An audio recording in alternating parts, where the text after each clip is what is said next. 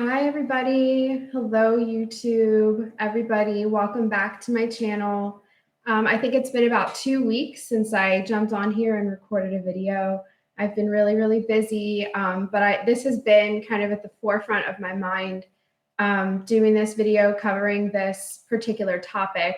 I'm not even going to bother to wait for anybody to log on here and check this out because it'll be up here for everybody to watch at their leisure later. And so while there's all kinds of really fascinating things taking place, shocking things taking place in current affairs, both on the political spectrum and socially, what the news has been doing to people in our communities, within our families, and the topic of conversation has certainly changed in regards to what's really going on out there. People are starting to take notice of the very high profile arrests and allegations that have been taking place. Most notably, one of the lead actresses of a show called Smallville is being charged with sex trafficking. And for her involvement in a otherwise high-profile cult, she is naming names and huge things are happening. It's very interesting and notable that the liberal media is not making a big deal of this whatsoever. They prefer to sort of, sweep it under the rug and discuss something else, something a little bit more conducive to their own agenda. But nevertheless, you really can't hide the truth for too long. These people's secrets are coming out at a rate that they can't control. And it's just really exciting. And it's been a long time coming. So there are some really fabulous resources out there for you guys to check out to get a lot of your information about the QAnon posts, about what's going on with the storm. Some really great people doing awesome work out there, producing content at this astonishing rate. So I really admire a lot of people doing the work out there. I just want to take a look here and see who's here. Hi, everybody. Thanks for tuning in. I know I didn't tell anybody I was going live today because sometimes I decide that I'm going to, and then I change my mind at the last minute and have to answer to it and be like, sorry, I chickened out or whatever. I definitely still get nervous doing this, no matter how many times I go live or do any kind of presentations. I get really nervous. But today my topic is a little bit different. There are some awesome resources on QAnon and various things taking place that you can research on. Today is not going to be so much about that. It's actually a little bit different. I'm going to be covering a little bit about Atlantis today. I've been wanting to talk about Atlantis for months. I just haven't really, I think for myself, I didn't understand why this was something that was so important right now. Why, there's all these things going on. Why am I going to talk about Atlantis? And something happened. It was brought to my attention that Q actually reposted a comment shared by somebody in the community, citing the movement. Okay, and when I say the movement, I am referring to the storm. I'm referring to this coup d'etat that's taking place. Pretty much everybody that is awake and knows what's going on and realizes that there is a full-blown war taking place right now. So basically the good guys. This person posted about being a member of a group of incarnated aliens that came here to facilitate this transition. Now that really struck a chord with me. We hear this kind of crazy stuff all the time, but for Q to then repost that really made my spidey senses start to tingle, because I said, aha, I think what we may be dealing with here is integrated so closely with occult matters. I mean, I know that, and a lot of people out there know that. But the fact that this is really going mainstream now is is very exciting, and it's shocking. I can't even believe we're having this conversation. And so I guess to kind of back it up, we would have to discuss what everybody's definition of a reincarnated alien is. And then I guess we'd have to define what alien is. So basically, no, that's fine. If it was just a loose joke, that's fine. But nonetheless, language is very important. And at this stage in the game, I think it serves us to understand that there are no coincidences. And it would help us also to take a look at some of the occult that goes on. These people don't utilize just random words. It's important to people. It's important that people understand that behind the curtain, there is a science to this. There is a math to this. And so I think that that's kind of where Atlantis fits in with all of this, is that a lot of the high ranking or otherwise very important influential people within the storm, within this movement, this resistance movement, there are beings, human beings, that possess full or relatively full recall of their memories from parallel lives. Now, what do I mean by that? A wonderful example would be General Patton. We all know who he is, and we know what a powerhouse he was in his time. He was just a brilliant mind. And he took interest in Atlantis, the story of Atlantis.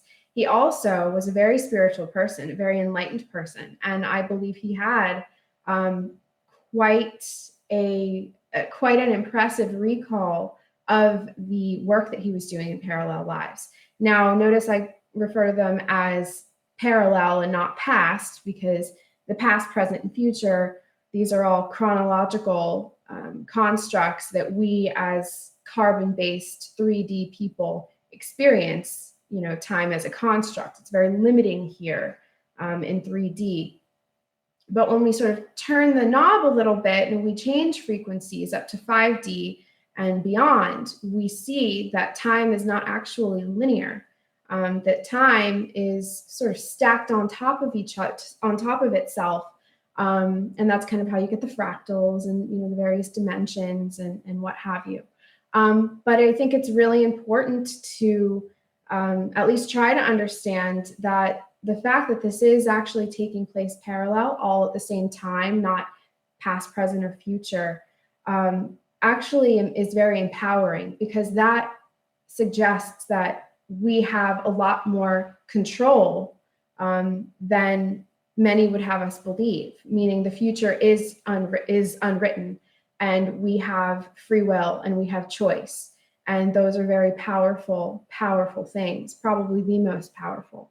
And we can override any programming if we choose to, and we can rewrite the history if only we have the mind enough to kind of understand what's going on.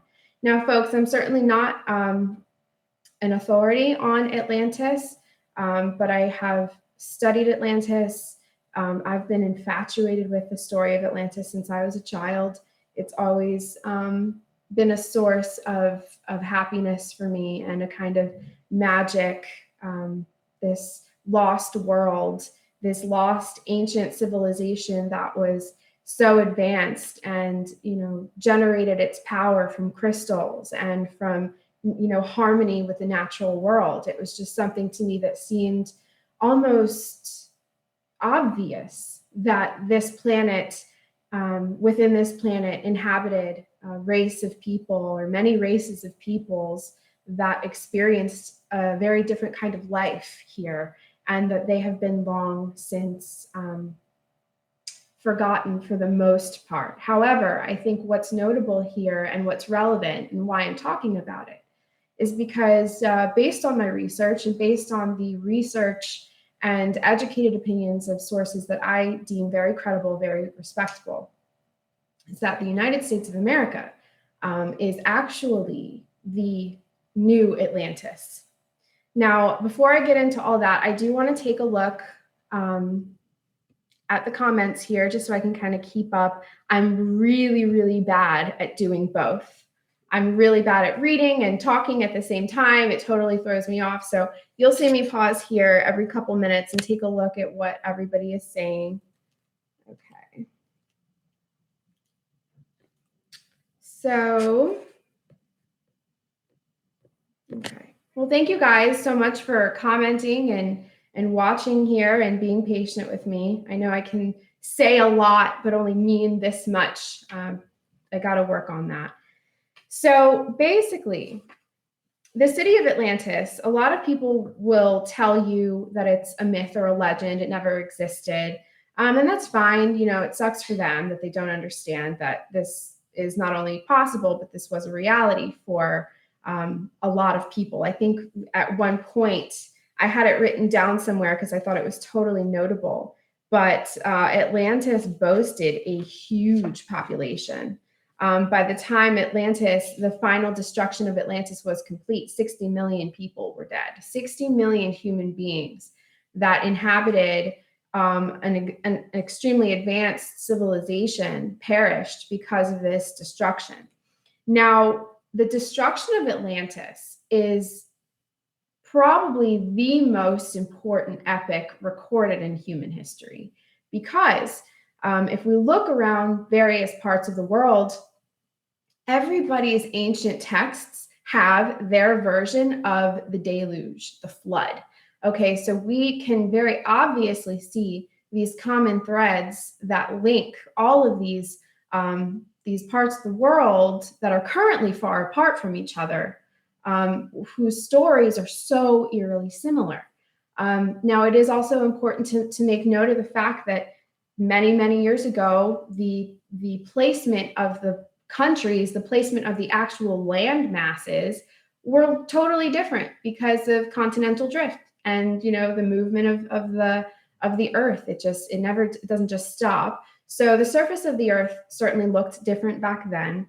And basically this wonderful advanced civilization, they had all of these amazing sciences and arts and math, and they had all kinds of means of travel. They could get all over the world at a time when nobody else had that. So from my understanding, Atlantis did exist during a time where other people, more primitive people, existed also in the world.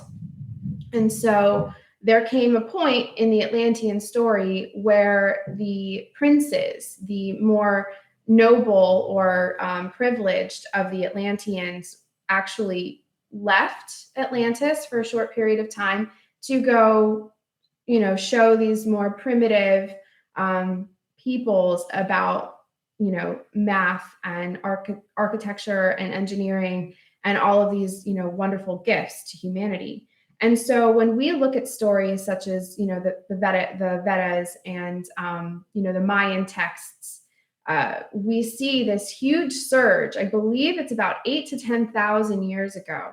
There is this worldwide boom of information, and everybody has their theories on how this happened. Where did people all of a sudden get this information about, you know, navigation and the stars and the seasons and health and medicine? Where did it come from? Well, you know, Ancient Aliens on the History Channel would tell you that, you know, it was ancient aliens and they came here from another planet and they gave human beings all of these wonderful gifts. I happen to believe that these gods, they were later revered and still revered to many as gods and demigods also, which were the children of the gods. That they actually were just Atlanteans. They weren't gods in the sense that a lot of people understand God as being this unknowable, untouchable, unseeable, divine intelligence that we can't know.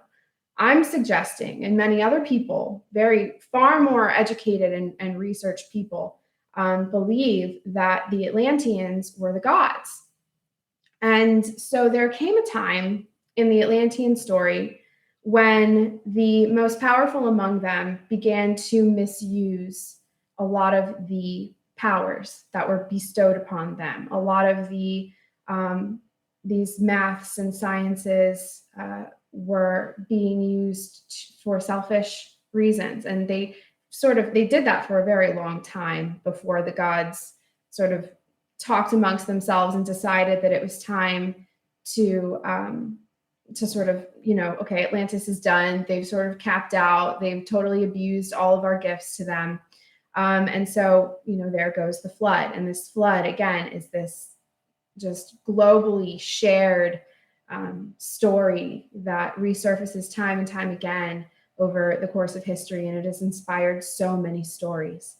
But in any case, in the last days of Atlantis, there were people among the Atlantean population that were known as prophets. They were the seers. They knew something was going on. And they sort of arose in the very last days of Atlantis and tried to warn people and said, you guys, the gods are done with us. The gods are going to destroy us. So let's get out of here.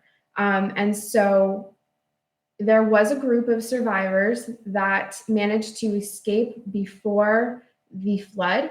And those survivors were then the seeds that planted all of these amazing technologies into and studies, such as hermetics, for example, into ancient Egypt and the Mayan civilizations and many others. I mean, it's even suggested that Eastern mysticism, which is the foundation of a lot of these amazing studies that we have now, which we have had since then.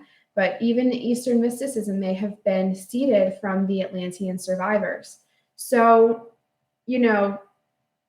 how this kind of ties into what's going on right now is that there is this really awesome and interesting connection between the texts that we have available to us on the city of Atlantis.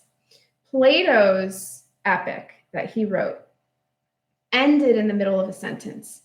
So there is no ending to Atlantis. Another man, Sir Francis Bacon, a Freemason, a brilliant man, his recordings of Atlantis from his studies ended in the middle of a sentence, which brings me to the notion that the United States is the new Atlantis. And what we are living through right now is this second opportunity to either take what we have learned in terms of the knowledge and use it for good or use it for bad. Now, when it comes to deep state sorcery, as you can see in my title, the shadow governments have in their possession the knowledge.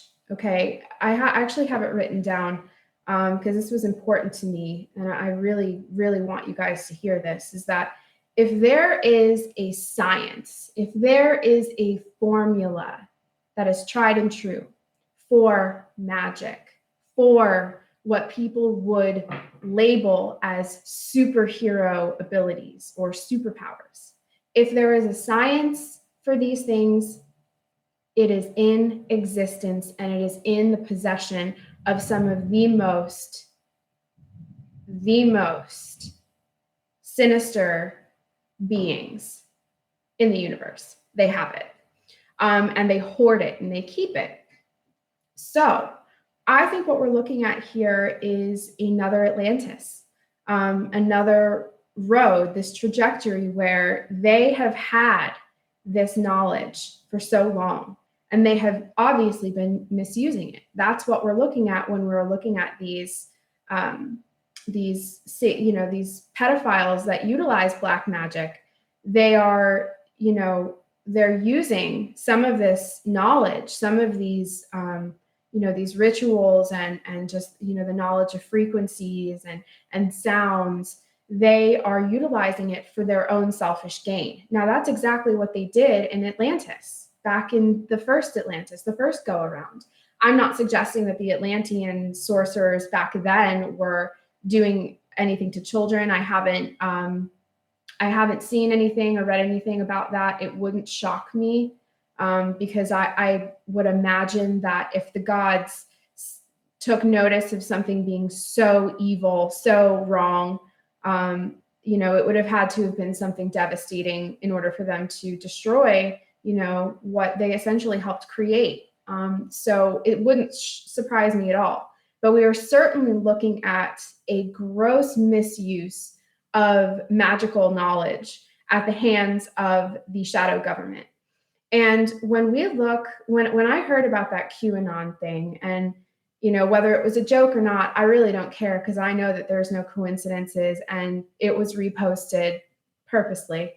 You also have somebody like Kanye West, who at one point, I believe it was 2 years ago, did say that he identified. Now, he's crazy and he says all kinds of crazy things, but crazy people sometimes get it right. He said that he felt he was a part of a team that part of a team of an extraterrestrial team that came here to do some work.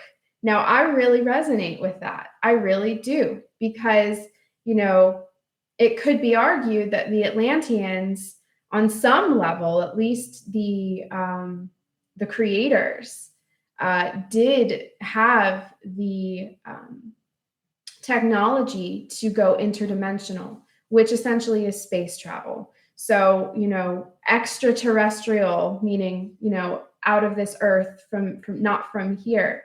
When really, I think what we are looking at is a kind of interdimensional concept here, where we can be here, but we're also in all of these different places at the same time. And if we have the technology, we can actually move the body through dimensions, which essentially is how you get from Earth to Mars, from Earth to the moon, from now to the future, from now to the past. Make no mistake about it, there are beings that have this technology and they do utilize it. So again, I may be talking myself in circles here. Thank you, Trisha. Hi, Trisha. Oh, Trisha's here, you guys. Trisha is in the house. All right, I'm just looking here. Okay. Oh, you guys are so nice. Thank you guys so much. I'm such a disaster today. I was like, oh, I'm going to do it. I'm going to record my show. And then I'm like 20 minutes before, I was like, no, I'm going to do something else. But now that I'm here and I'm doing it, it's fine. This always seems to happen. Just do the thing that sucks and then just get it over with, right? So, okay. I really want to talk about the gods and the goddesses, okay, and how throughout various cultures and different times in history, we have these recordings, these, through tablets, through art. Lots of it was done through art and a lot of it through text. We have recordings of these beings that have these crazy traits. One of the most popular was the serpent man that came from the ocean. A lot of the ancient texts from various parts of the world share this description.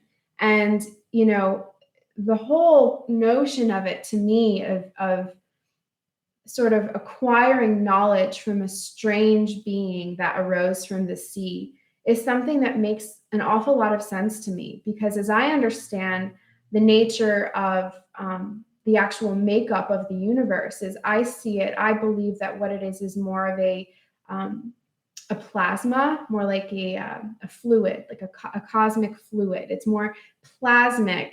In school, we learn that outer space is a vacuum. It's just empty air. And, I don't believe that. I find that really hard to believe.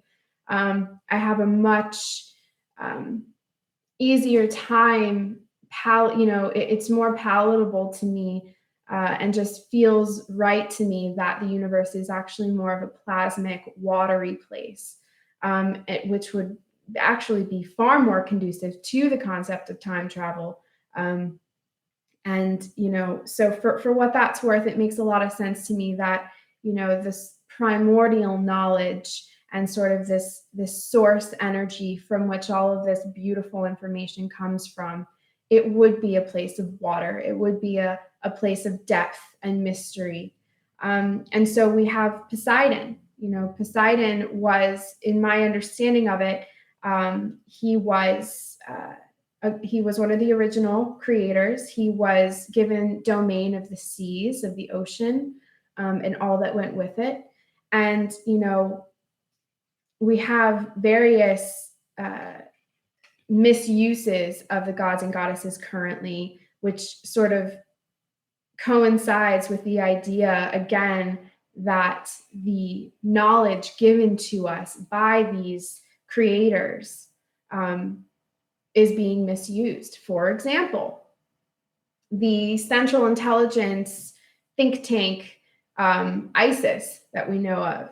Why is the name of this horrible, unimaginable terrorist organization named after a goddess of antiquity whose story is actually just haunting and beautiful and tragic and powerful? And, why? Why ISIS? And I believe that that's because the dark sorcerers that are still in existence today, they're probably far older than we think a human being can last, or older than a human being typically lives. I believe that they're continuing to utilize the names and archetypal energies of these gods and goddesses for their own nefarious purposes. And it's almost as if they are trying desperately at this point to play out yet another destruction of the new Atlantis. And where incarnates come in, I believe, and I identify as one of those people too. I feel like I was sent here. I don't think I was just born here for, just to, live a life, work a job, and all that. I feel like I'm also part of something bigger. And I know all of you guys do too. That's why you're here. That's why we're in this together. I believe that there is a very powerful, albeit on the small side, small yet powerful group of incarnates that came here to help facilitate the positive timeline. Whereas where the shadow factions are taking this whole unwritten story and they have done everything they can to try to write it in the way that they see fit, which would be another destructive timeline. I think a lot of us have come here to facilitate the timeline where we don't have to fall. We don't have to go down that road again. And so honestly, what I think I'm getting at here, because I know I have just been rambling here, but my point is that I believe that QAnon, among other organizations of which we don't know their names, QAnon is just an example, but the movement that we're seeing, this huge sort of tear right down the middle of people's these ideas, and people asking these big questions with their morality, and what is this, and could this be true? Have they really been doing this? It's forced people within themselves to look at their own darkness when we're faced with this unthinkable darkness of the people that have been running this country for so long. I think this has proven to be a kind of turning point where people are like, you know what? Something is happening here. Something huge is happening here. And I also think it's very notable that the memory of the destruction of Atlantis lives in our DNA structure.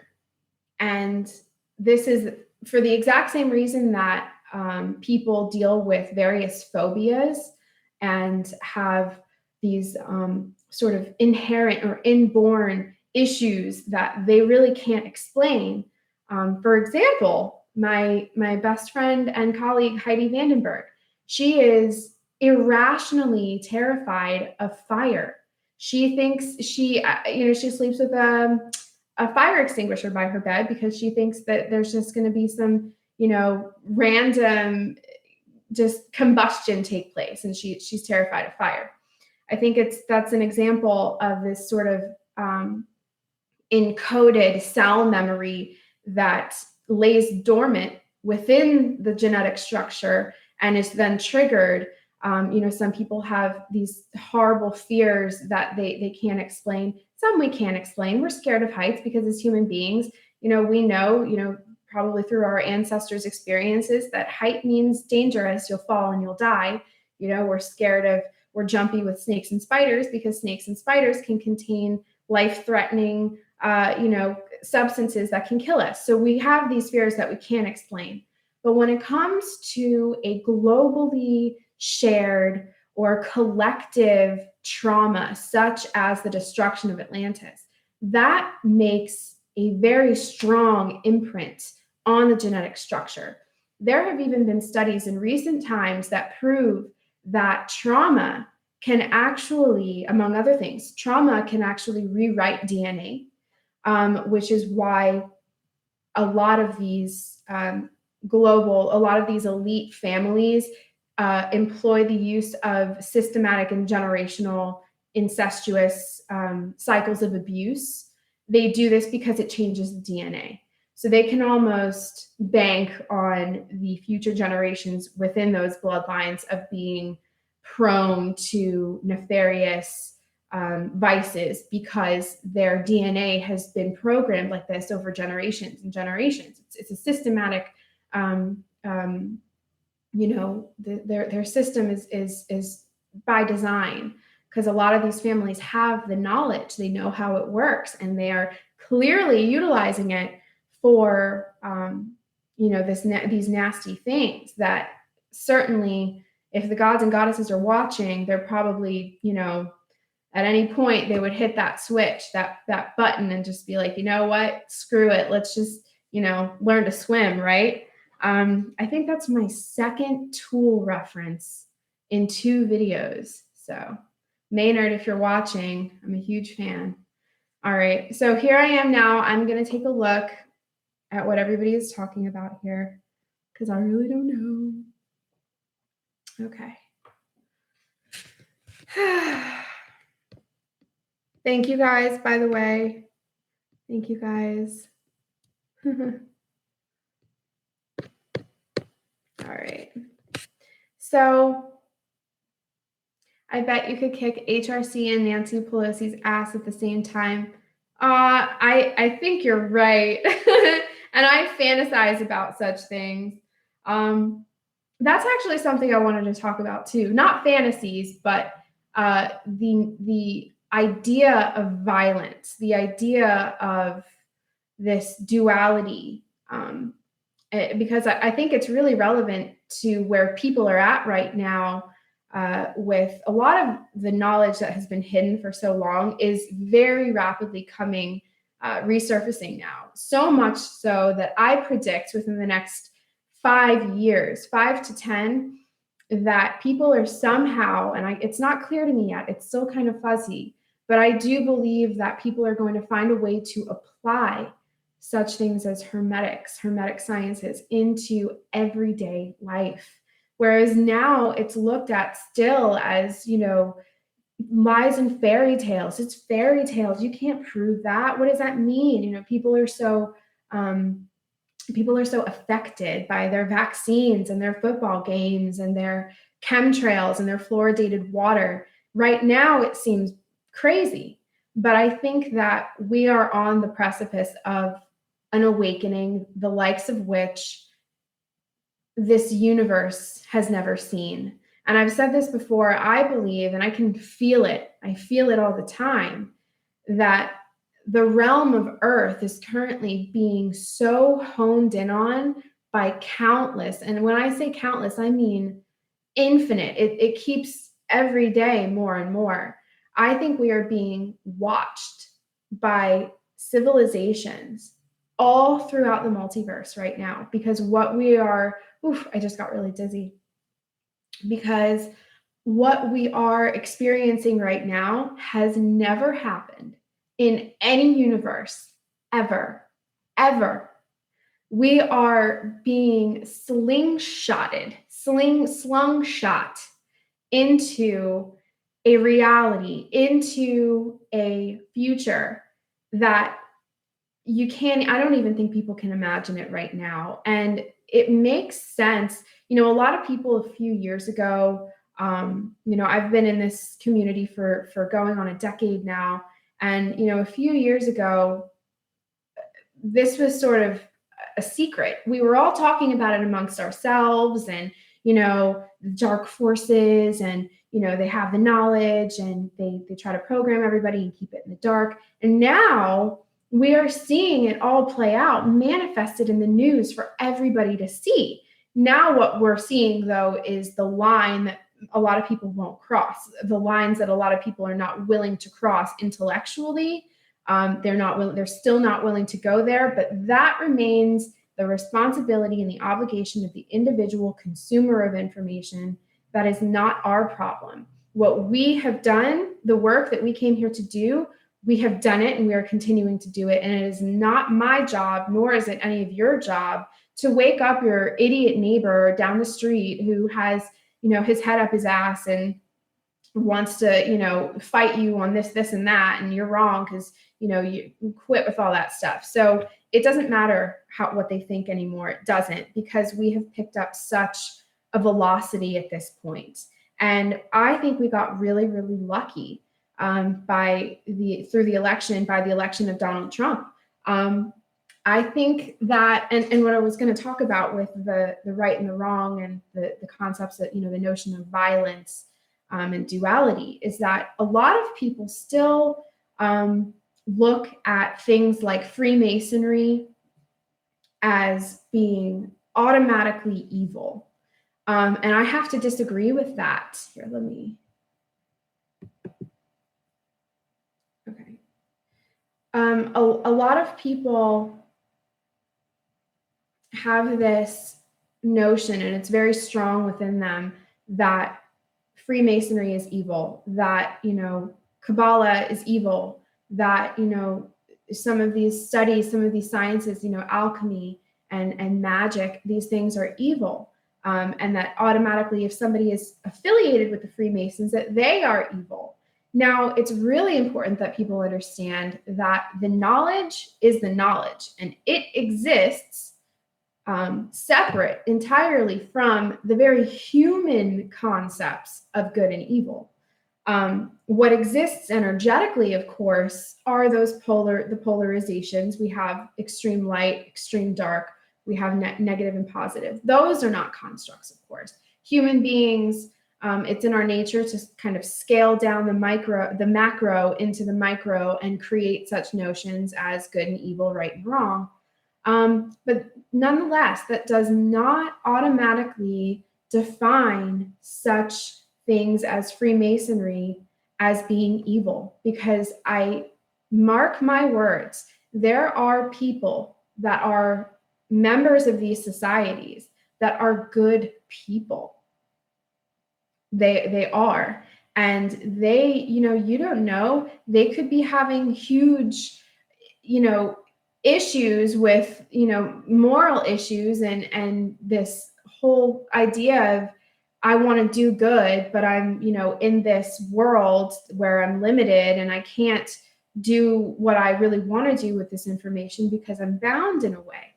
But I would invite people to at least entertain the possibility that what we are living through right now is a true usurping of power, a true taking over and redirecting of a kind of juggernaut that has had control of the helm of this ship that is planet Earth for thousands of years. And that what we are living through right now is a kind of rescue mission. I believe that I'm part of that rescue mission, and I believe that a lot of you guys are part of it too. And I think that even hearing those words validates for a lot of you what you feel like sometimes you need validation on, because it can be very lonely. It can be a very lonely life when you feel like your mission, you came here with a mission, but you don't know what it is. And here we are, right here, right now, alive on planet Earth at the most exciting time in the history of this universe. So we are here as a team. We are here for a reason. The obligation, the responsibility of the human being to swing this magical knowledge to either a self-serving purpose or sort of a purpose that serves all of humanity, that is where things change. That is the turning point. Now, in the event of Hillary Clinton and her squad, her agenda, if they had been given this seat of power, which, you know, the United States, the president of the United States Incorporated is basically just the president. He's the CEO. If she had been given this position, which has a ritualistic and symbolic correlation in this thing that is world ritual, because essentially everything that we see take place on a global scheme, on a global scale, is ritual. TV shows, award ceremonies, coronations. What's coronations? Coronations, which is where the kings and queens are crowned. You know, football games. We live in a living ritual, a breathing, sleeping ritual. And so if she had been given that very symbolic position, that would have been a very instrumental step in their agenda. Now, the idea that America is Atlantis, is the new Atlantis, actually holds a lot of weight when you look at some of the really interesting tidbits that people have managed to pick out over the years. One really important one that I wanted to bring up, and let's see if I can find it in my notes here. How's everybody doing? Everybody okay? Everybody hanging in there? Sticking with me? The Hopi Indians, the Nez Perce, the Navajo, even Chief Joseph of the Nez Perce Indians. He, for example, carried around a clay tablet that was Sumerian in origin. Now, how did this clay tablet travel at least 6,000 miles from the location that we understand to be, you know, ancient Sumeria? How did that happen?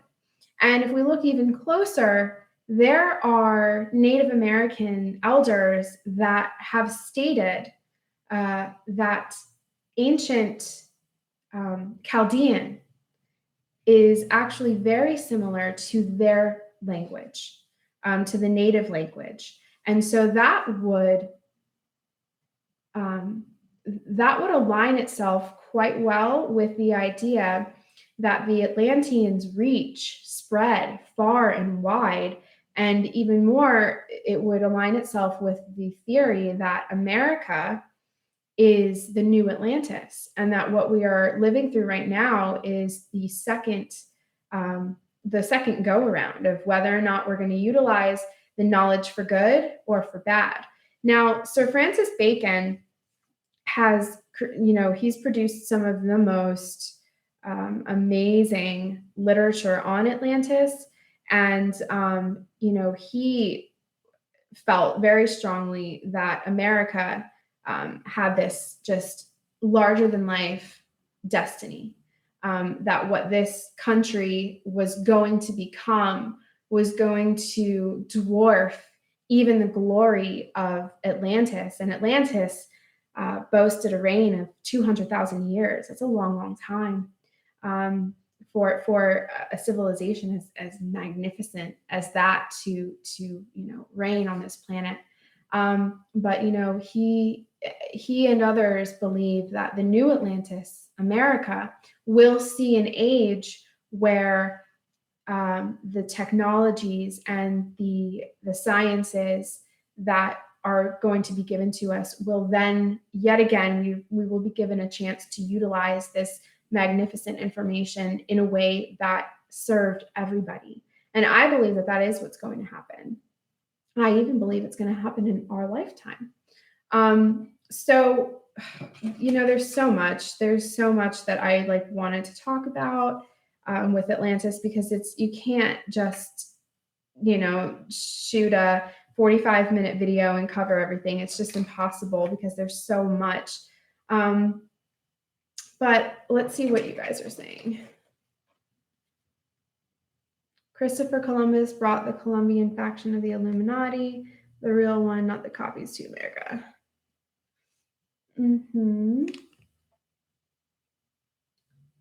Thank you, guys. Antarctica, yes.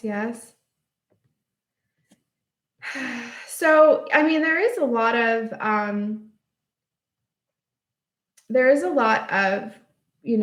people that are not sure, where the Atlantis,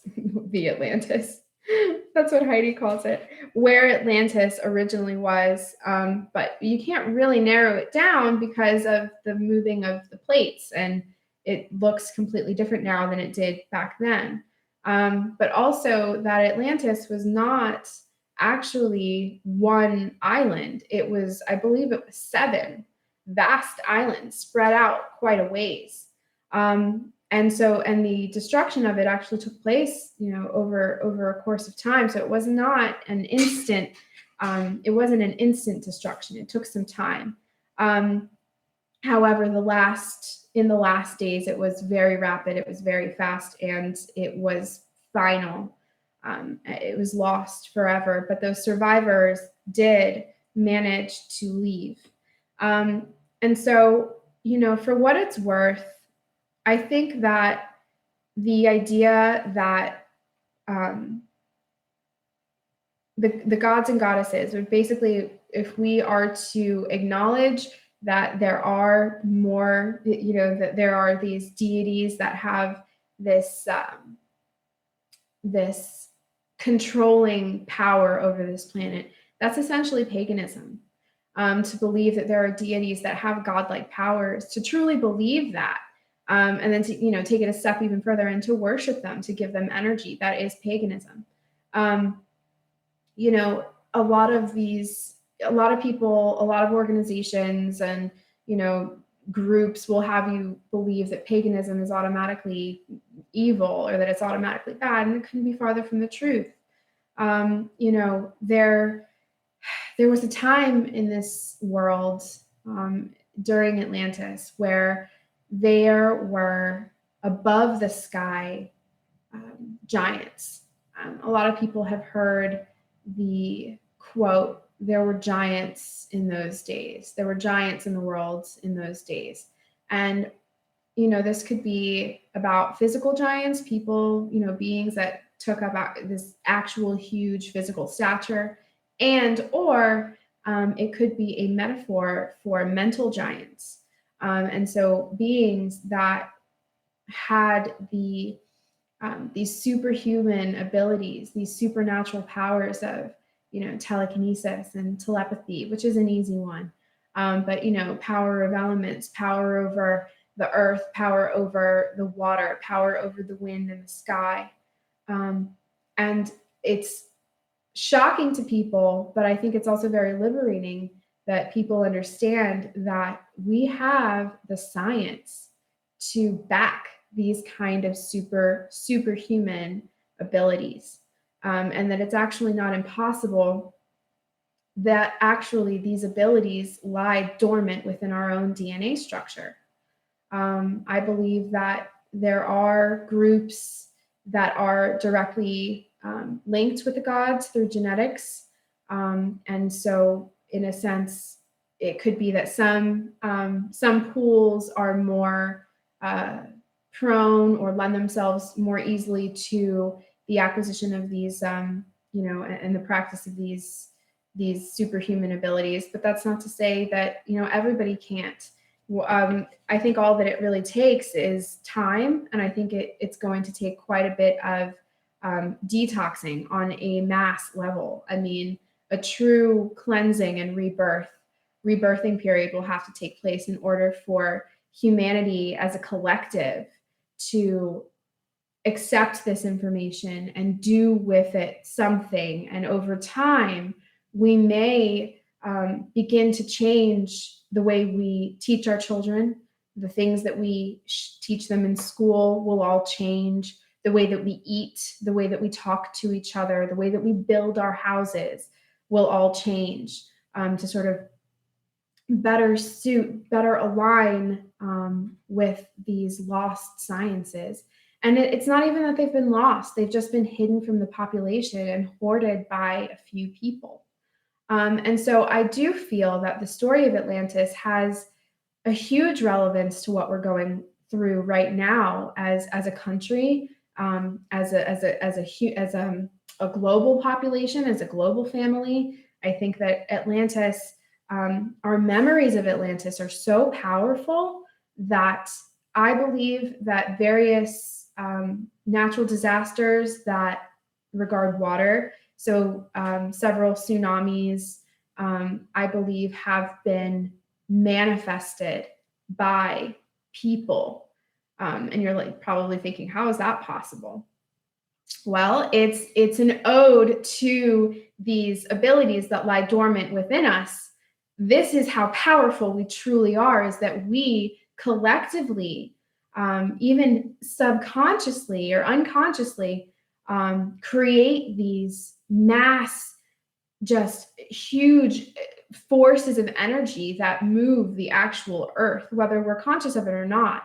And so I think that the fear has reigned most powerful within us, to where entire groups have manifested. That this fear just resurfaces and manifests itself in the form of natural disaster. So they're sort of repeating the process, because there is all of this unchecked, unacknowledged trauma within the cellular structure, that it's almost as if, until we can sort of pull that out, dissect it, and look at it for what it is, with new eyes, with new perspective, we may be fated or destined to repeat the destructive process similar to Atlantis over and over and over again. Like I said, until we have the mind and the perception sharp enough to look at what is really going on here. And you guys, I'm really excited about what's going on. The people that a lot of us have been sort of honed in on in the political spectrum, Hillary Clinton, John Podesta, John McCain, but a lot of these people are being exposed like big time. And it is just it's so invigorating, and it's also so validating, because for a while there, maybe I just speak for myself, but for a while I was like, oh my God, am I crazy? Am I is this a shared delusion that I'm just sort of entertaining? And is there something better I could be or should be focusing on? But then with the sort of this insane outpouring of information and exposure taking place, and I look around and I see so many people, even unexpected people, participating in it and contributing their voices. It's like, no, you know what? There really is something here. There really is something going on. And I have to say that I have so much admiration and respect for the people, the researchers, the journalists, YouTubers that have put in so many man hours into bringing a lot of this information from the media and sort of delivering it to all of you guys in a way that really breaks it down. And, this really is our chance. This is our opportunity. We have never had an opportunity like this to head on contend with the dark forces that have been at the helm of this ship called Earth for so long. We have never had an opportunity like this where we number in the millions now of the awakened people globally, the people that know what's going on, the people that feel the change. Whether they know what's going on or not is almost irrelevant, because most of it has to do with an inner knowing, with this deep unarticulated, they might not have shed light on it or be able to communicate exactly what it is that they're going through, but a lot of people feel it. And there is no accident that we're here now helping in whatever capacity that we can. That's something that people have to figure out for themselves. But we're here for a reason. We're doing the work. We're doing the great work. I don't think that requires us to be perfect at all, because I'm certainly far from it. I'm probably more far from perfect than a lot of you think I am. I have plenty of my own issues. I have plenty of darkness that I have to consistently acknowledge. I have to consistently deal with it as it comes up. So this is by no means a love and light journey. This isn't all about, be good and be a beacon of light and love everybody. And it's not that simple. It is not that simple, because again, we are now having to take a look at our genetic makeup. That includes all of the ancestors that came before us some of them were really bad. Some of them were really, really bad. And, a lot of that lives within us, and we have to look at it. We can't pretend that it's not there. I don't think that serves anybody. I mean, look, people are going to continue to manifest both on a personal level and on an external level. They're going to continue to manifest these negative scenarios until they're willing to sort of take out these structures and take a look at what they are and look at it from a completely, new place, a new state. And really have that conversation with each other about, it doesn't make us evil to have bad thoughts sometimes. It doesn't make us evil to do bad things or to make bad choices. We are human beings. But what really matters here is what's true, what your intention is. And what my personal intention is to take part in whatever capacity that I can, in whatever capacity that I'm most useful, and to facilitate the release of various schools of thought, various ideas, concepts, and at least get people to maybe question those things for themselves. I'm not an authority, okay? I'm an experiencer. I've experienced an awful lot in my life. A lot of you know me personally, and even more of you don't. But I was born into a deep state family. A lot of people would tell you, just based on that, she's automatically a bad guy. I have Jewish heritage. My father is an Ashkenazi Jew and has worked for the government for most of his life. And that would, to a lot of people, automatically put me in the category of being a bad guy, a bad person. But it's just not true, which is why I actually advocate for a lot of the people within these secret societies that are probably playing their roles as best they can, but working sort of to facilitate light in the darkness, if that makes any sense. And so I don't think it's fair to automatically label somebody as being, oh, you're deep state. Oh, because you're a Jew, you're automatically bad because Jews own the world and Jews are evil. It's really not that simple, because we all have duality. And most importantly is we all have free will and we all have choice. And those things override all kinds of programming. So at this point, I feel like I'm just going to start, rambling and all that stuff. And I don't want to do that.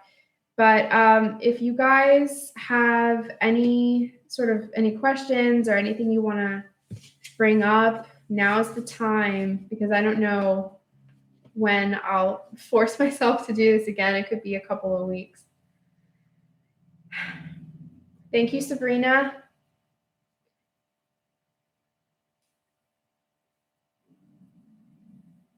I don't know if you guys heard that. That was my stomach. I'm really, really hungry. Yes, somebody said, Getaway Sound says, many of us who come from families and or businesses that may have dark backgrounds, and our generation is waking up. Tons of courage, and thanks so much for sharing. That's a really, thank you for commenting that, because that's a really, really big one for me. You know, I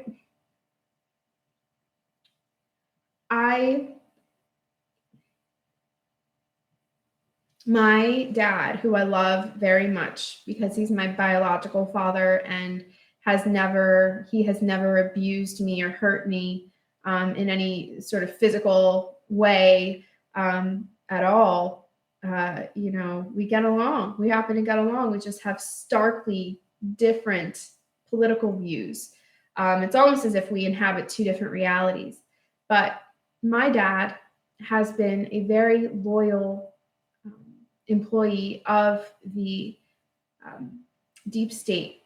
And we can define the deep state as these various intelligence agencies, the CIA as one of them.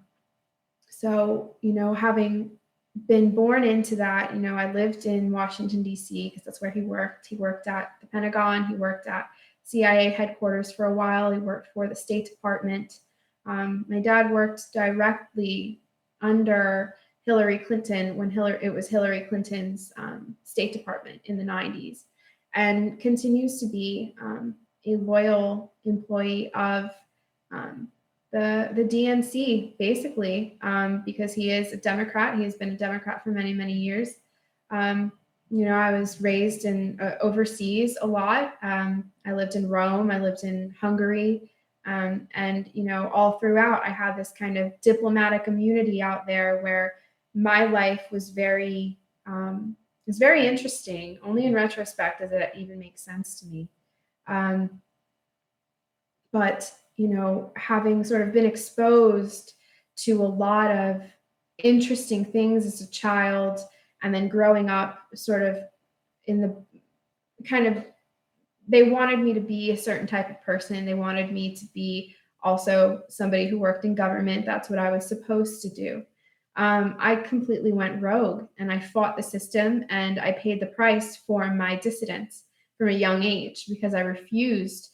I refused that world. I didn't fit there. I stuck out like a sore thumb. But this is perhaps part of why I so passionately want to shed light on the shadow government, and also to encourage people to keep in mind that there are good people, or at least there are people that have good in them, that work in government and that even work in the shadow government. You have to understand that there's over 1 million people in this country alone that have these security clearances that forbid them to ever speak about what they do. It is absolutely ludicrous to assume that over 1 million people, and then there's millions more with even more security clearances of a lesser and more intense value. It's obscene to think that all of those people are just evil and bad. That's just not true. They've made a choice. It's employment. It's a job. Of course, there are people in more of the powerful positions that have made the choice. They have decided that they are going to work against humanity, and they're going to take the paycheck and do what they feel like they need to do. But for the sake of traversing through this very strange time that we're in right now, it would help to heal these rifts between us. If we try to understand that they are people too, and that what will ultimately define us, what will ultimately define the outcome of this timeline, is whether or not we are able to forgive. And that has been something of great concern to me personally, because there are so many bad people in this world that have done so many unthinkable things, and in my mind, the last thing I would think to do is to forgive them. You know, as human beings, especially as parents, and just good people in general, we want to kill these people. We want to hurt these people for their crimes against humanity, their crimes against children.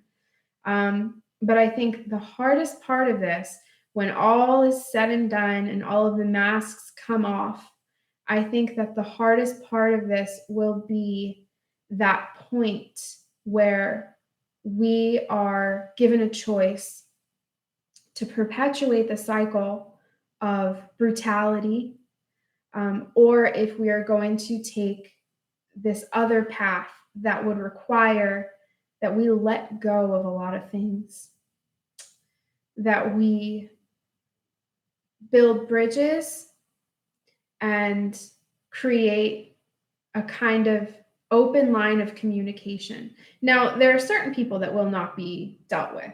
Terrorists, we don't negotiate with terrorists.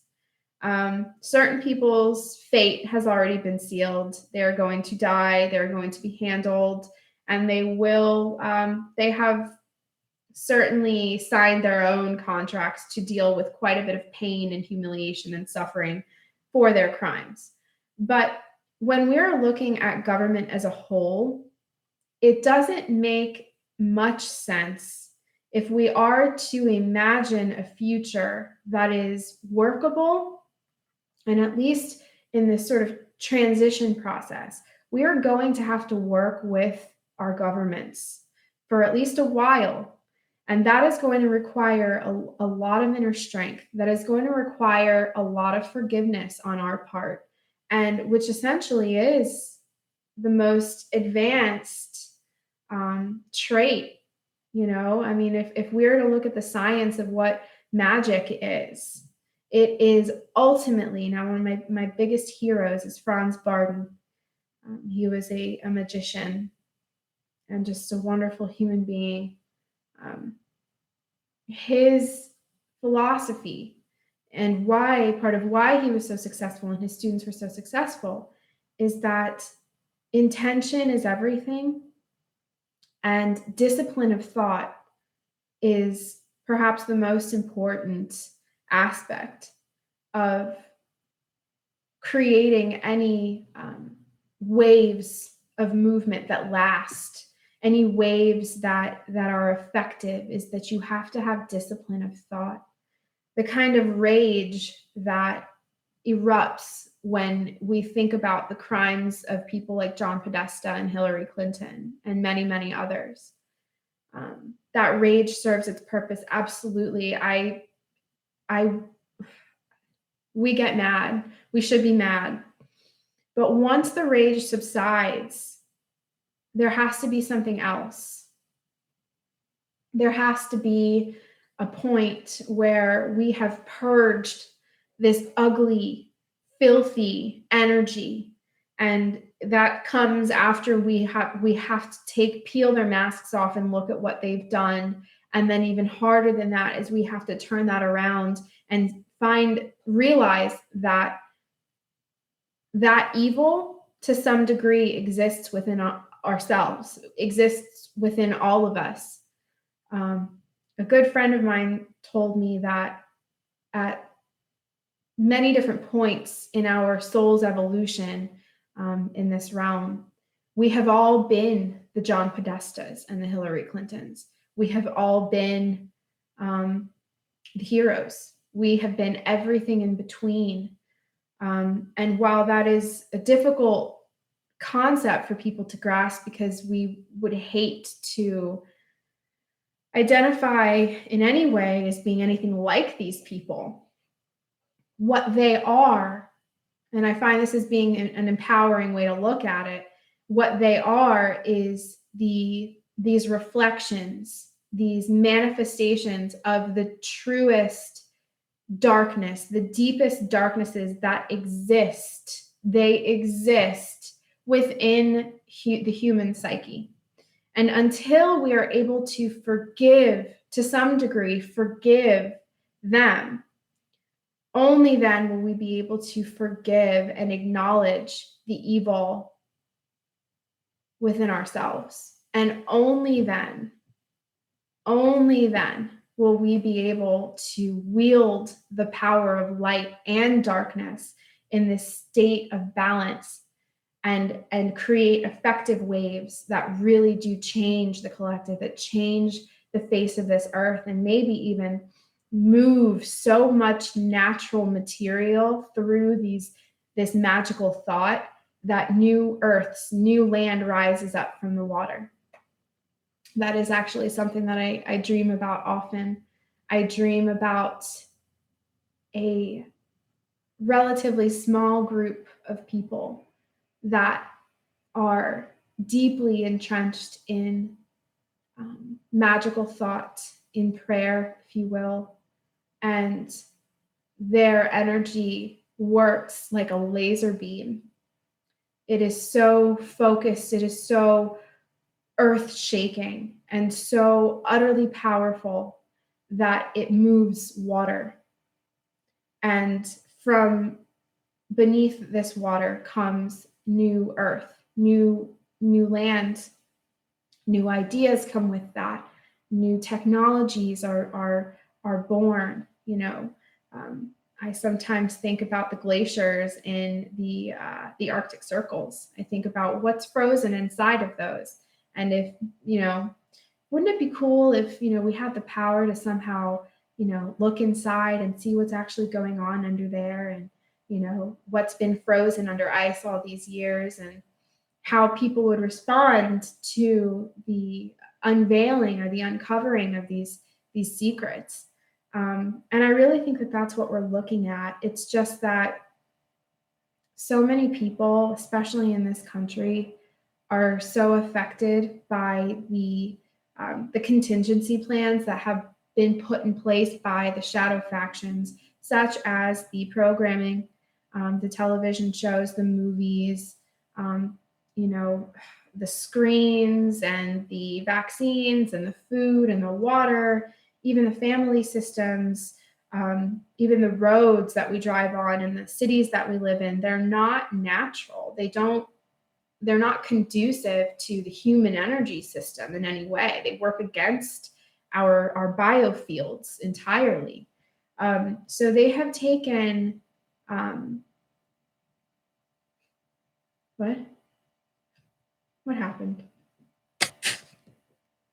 Oh, hi, Heidi. Heidi's in the house, you guys. Okay, so I totally just lost my train of thought. Can somebody tell me what I was just saying? I can't remember.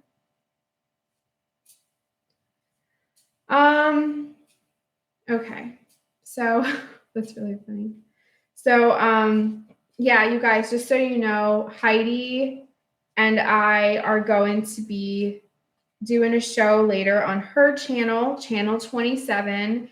I know if you're subscribed to my channel, you're already subscribed to her channel because that's most likely where you've seen me. So, okay. So much, you guys, so much. All right, so I guess I'm going to go ahead and end it. I would like to do another video next week. It may or may not happen, but I do hope to find the time. Oh, well, next week, Heidi and I are going to be together in the later portion of the week. So that'll be fun. And we will have some really special and exciting surprises in store for you guys. So you can tune in later and check us out on channel 27. Lots of things going on with QAnon. Lots of information is coming out. And we are winning. I don't know how else to put it. but I feel very strongly that we are working as a team and we might not even realize it. Do any of you ever go to sleep at night and wake up in the morning and feel as if you just did a whole bunch of work? Meaning, and more specifically, do you ever feel as if you're being taken or traveling to a specific location and sort of rendezvousing, meeting with another group of people and are doing some kind of work? And then in the morning you wake up and you're tired and you're a little bit, but at the same time you're energized and you're excited because, you've just been doing some really interesting work.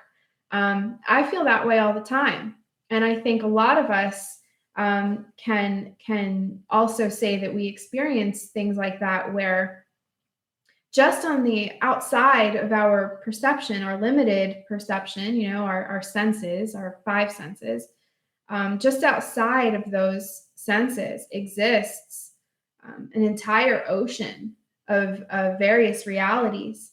And we are simultaneously inhabiting all of these realities all at the same time. And so sometimes, when we go to sleep, we are extracted from this reality. At least a part of us is extracted from this carbon-based 3D reality and put into an alternate reality. And I think it is there where we meet with various teammates and friends and family members that we, may not actually associate with in the 3D world at all. But when we go to sleep, or when we are in various states, such as trance or meditation, or even artists, when they're creating art, they sort of have that state where they're elsewhere, and we are all creating something. We're all facilitating something through various capacities. Whether artists are contributing in their own way. You don't have to do YouTube channels. You don't have to wade through QAnon posts to be part of the change. You don't. If that is what speaks to you, then that's what speaks to you. But for the most part, the way that you can contribute, the way that you identify your own personal mission here as a facilitator of the positive timeline, is to be authentic, whatever that means. And sometimes that's really difficult to do, because sometimes living your truth means that you have to be reborn in a way that can be painful. It will strip you of all of these vices, all of these things that you thought you needed, and it can be destructive. But that is part of the mission. It's not easy. It's not easy. We didn't come here, to freaking, smoke joints and pick flowers and F off. I mean, sometimes it's nice, you got to play, you have to have fun, and that's very important. But we are all here and we have jobs to do. So I really hope that this helped somebody. I hope that you guys take something away from this, and hopefully you understand a little bit more why I feel that the story of Atlantis is so relevant, probably more relevant than what anybody is even realizing right now, to what's going on, and how it's all very integrated. It's all playing together. The shadow government, some of these elite families, and the negative players within those factions are trying to create a repeat destruction of similar to the first Atlantis, in where the knowledge was misused, grossly misused and misdirected, and they eventually want to destroy ourselves again, which is why they have all these contingency plans in place, such as underground bunkers. And if everything goes to hell, they know that they'll be okay. So of course they're banking on the negative timeline to produce for them exactly what it is that they want. And so I think here we are. We've incarnated here We have shields of light all around us. Some of us are really nasty. We were built this way in order to get the job done. Sometimes you have to have a level of darkness. You have to have some rough edges in order to do work in the shadows. Otherwise, you'll be eaten alive. And so, I hope that helps people. There's some weird comments going on in here, but whatever. Thank you guys for tuning in. Again, tune in later today. I don't know if we'll be doing a live video. We'll probably record it with myself ramblings. It's very exciting for me. So, all right, you guys, have a wonderful day. I'll see you guys next week.